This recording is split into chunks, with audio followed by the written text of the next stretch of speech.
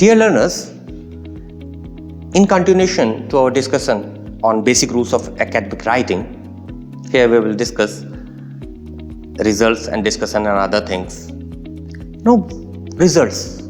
Results is a section in which we deal with the outcome of our problem treatment of our hypothesis. In the results, we report the evidences which were found out after the problem treatment. These evidences should be presented in a very logical, sequential manner so that to match with our objectives. The reader should be guided to these findings by using the text of the results along with a judicious use of tables and illustrations, or you can say infographics. State the results without any bias. Don't exaggerate the results. Don't be afraid of reporting negative results. Report any paradox if you have. Use good statistics to show the results. Don't repeat the text in figure or table or vice versa. Cite the table or figure in the text. Make the table and figure self-explanatory with suitable legends or footnotes. Equations and special characters should be given due attention because sometimes in formatting they may get changed, so they need a good attention. Now moving to the discussion. Here we try to answer how was the outcome of problem treatment correlated and or contradicted with the previous studies. Discussion may be separate section or joined with the results in as a results and discussion section.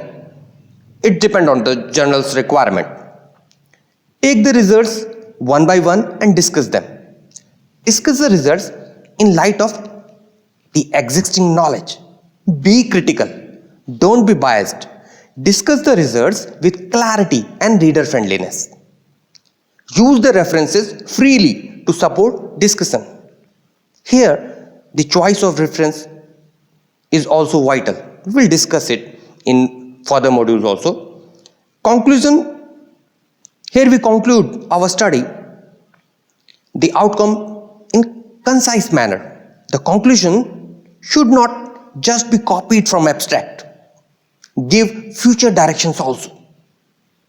In the acknowledgements, we try to answer who helped you and who supported you but not eligible to be author on merit. Acknowledge only to project grants, gift samples, analytical or other service providers, logistic support, etc. Do not use this section for greasing. No? Do not acknowledge senior authors or direct stakeholders like department, principal, head, etc. As far as the references is concerned, you should strictly stick to the uniform formatting or guidelines prescribed by the journal. Don't unnecessarily increase the references. Spell author's name properly because he may be one of the reviewers and none wants his name printed wrong. Don't miss the pioneer, most important and most relevant study for your work. Do not forget to cite latest references. Limit the references as per the need of your article.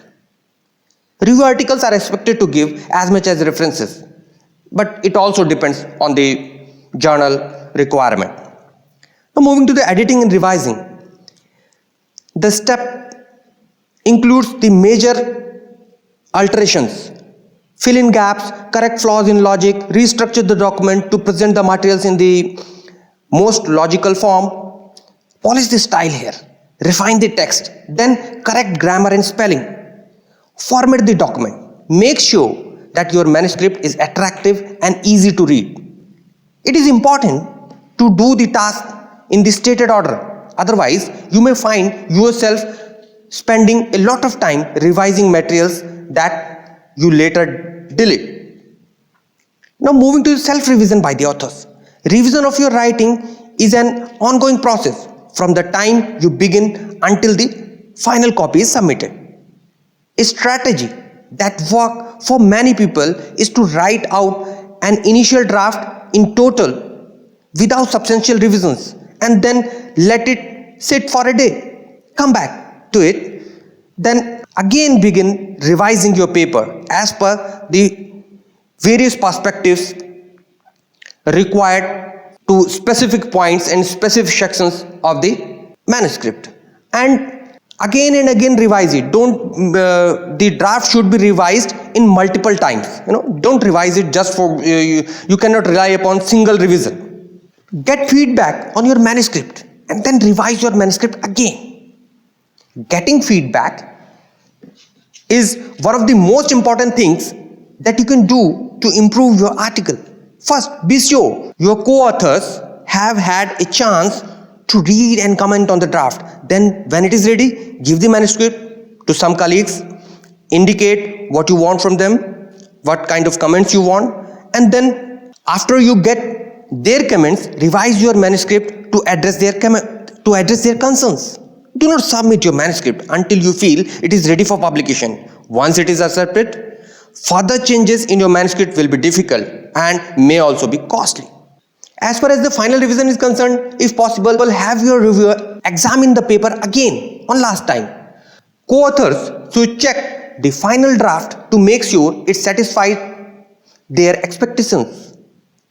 If all the changes have been made to everyone's satisfaction, make one last check to overall appearance of the document to catch any break or any kind of inconsistency, page breaks, etc. Now moving to the submitting the manuscript and follow-ups.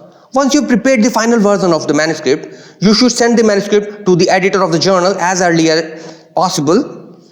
The following steps are needed for the same. Identify mode of submission, online or offline. Prepare a good cover letter. Prepare a simple, short but effective cover letter for the manuscript submission, addressing the editor of the journal with short description of your study and why it is important. Provide copyright, submit or upload your manuscript in the suitable file format. Address the comments of the reviewer point to point. Your rebuttal letter is very important. You should address each and every comment very wisely and very effectively. Understand what the fault is there and try to overcome it. Plan and write a good rebuttal letter.